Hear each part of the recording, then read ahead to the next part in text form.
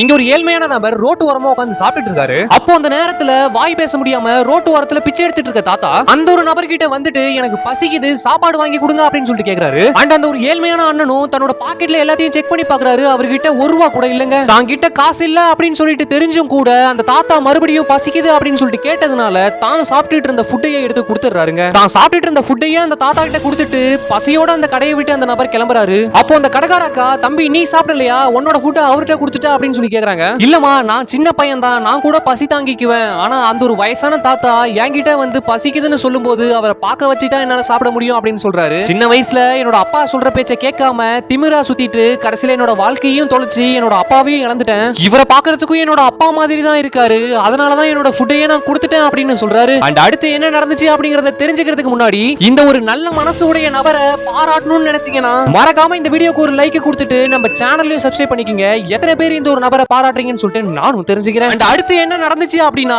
நீங்க இந்த ஒரு நபரை பாராட்டின மாதிரியே அந்த கடைக்கார அக்காவும் அந்த ஒரு நபரை பாராட்டி அவரோட பசியை தீர்க்கிற விதமா அவருக்கு ஃப்ரீயாவே ஃபுட் தராங்க.